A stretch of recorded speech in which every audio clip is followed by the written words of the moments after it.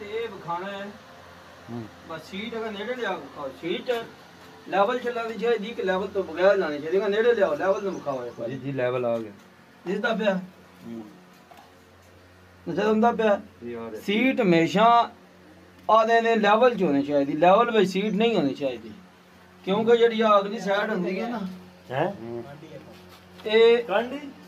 एक सूतर अगो चीनी चाहिए ठीक है क्योंकि माल जड़ा पिछा जाना होंदा है देखो कि चिटे ऐसी जे तुसी ले लो सी अगले तो आ लो जी मैं हुन ले आउणी हुन तू मंगी मैं त्रोड़े दूजी काट ठीक हो गया सोहनी मौके इधर विखाओ एक कोने विखाओ आ साडा आ फट्टी रखी है आवे दे पे आ साडा लेवल इधर देखो इथे कितनी जगह पे बंदी है ਤੇ ਇੱਥੇ ਕਿੰਨੀ ਜਗ੍ਹਾ ਪਰ ਮੰਨਦੀ ਹੈ ਇੱਥੇ ਜਗ੍ਹਾ ਜ਼ਿਆਦਾ ਹੈ ਵੇਦੇ ਪੇ ਲੈਵਲ ਦਾ ਹਿਸਾਬ ਨਾਲ ਦੱਸਿਆ ਐਂਚੀ ਟੇਪ ਦਿਓ ਜੀ ਐਂਚੀ ਟੇਪ ਨਾਲ ਸਹੀ ਪਤਾ ਲੱਗਣਾ ਇਹ ਇੱਥੇ ਵਿਖਾਓ ਚਾਚੂ ਕਿਹੜੀ ਜੇ ਇਹ ਵਿਖਾਓ ਇੱਧਰ ਬਾਈ ਉਰਾ ਨਾ ਬਤਾਓ ਉਸਤਾਦ ਜੀ ਇੱਥੇ ਜਗ੍ਹਾ ਵੀ ਮੰਨਦੀ 71 ਸੈਂਟੀ ਜੀ ਜੀ ਇਹ ਸਾਈਡ ਤੋਂ ਵਿਖਾਓ ਇਹ ਸਾਈਡ ਲਿਆਓ ਇਹ ਸਾਈਡ ਜਗ੍ਹਾ ਇਹ ਜਿਹੜੀ ਜਗ੍ਹਾ ਵੀ ਮੰਨਦੀ ਪਈ ਹੈ 74 ਸੈਂਟੀ ठीक है 3 सेंटी ਦਾ ਫਰਕ ਹੈ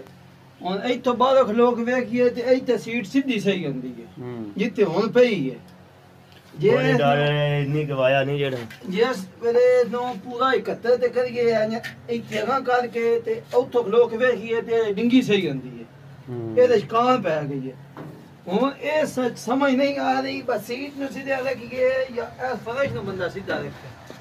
ਇਹ ਨਾਲੇ ਵਾਲੀ ਸਾਡੀ ਜਗ੍ਹਾ ਮੰਗ ਲਈ ਇਹ ਸਾਡੇ ਕੋਲ ਬਣਦੀ ਪਈ ਹੈ ਜਨਾਬ 46 ਇੰਚ ਜਗ੍ਹਾ ਠੀਕ ਹੋ ਗਿਆ 48 ਦੀਆਂ ਦੋ ਟੈਲਾਂ ਹੁੰਦੀਆਂ 2 ਫੁੱਟ 2 ਦੂਨੇ 4 ਜੀ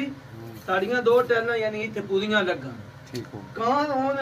ਕਾਦੀ ਕਰੀਏ ਵਕਾਨ ਜਿਹੜੀ ਹੈ ਉਹ ਇੱਥੇ ਨਾ ਦਿਸੇ ਦੀਵਾਰ ਹਲ ਟੁੱਟ ਜਾਏ ਠੀਕ ਹੋ ਗਿਆ ਸੀਟ ਦੀ ਪਹਿਲੀ ਸਾਈਡ ਤੇ ਕਾਂ ਹੋ ਜਾਏ ਨਹੀਂ ਦਿਸਣ ਫਰਸ਼ ਵਿੱਚ ਇੱਥੇ ਕਾਂ ਨਾ ਦਿਸੇ ਠੀਕ ਹੈ ਇੱਥੇ ਟੈਲ ਲੱਗਣੀ ਚੀਨੀ ਦੀ ਜੀ ਜੀ ਦੁਬਾਰਾ ਨਾਲ ਵੀ ਠੀਕ ਹੈ ਥੱਲੇ ਫਰਸ਼ ਵਿੱਚ ਵੀ ਉਹਦਾ ਮਕਸਦ ਇਹ ਵੇ ਹੁਣ ਅਸੀਂ ਸੀਟ ਲਾਉਣ ਲੱਗਿਆ ਸੀ ਹੁਣ ਕਾਂ ਪਾ ਛੜੀਏ ਤੇ ਇੱਧਰ ਵੀ ਪੀਸ ਆਉਂਦੇ ਤੇ ਉੱਧਰ ਵੀ ਪੀਸ ਆਉਂਦੇ ਠੀਕ ਹੋ ਗਿਆ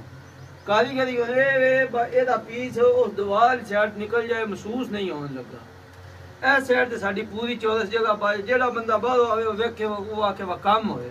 ਠੀਕ ਹੋ ਗਿਆ ਕਾਂ ਕਰਨੇ ਦਾ ਤਰੀਕਾ ਕਾਰ ਹੈ ਅਗਰ ਆ ਵੀ ਜਾਵੇ ਤਾਂ ਉਹਨੂੰ ਸੀਟ ਵਾਲੀ ਸਾਈਡ ਕਰਨਾ ਚਾਹੀਦਾ ਠੀਕ ਹੋ ਗਿਆ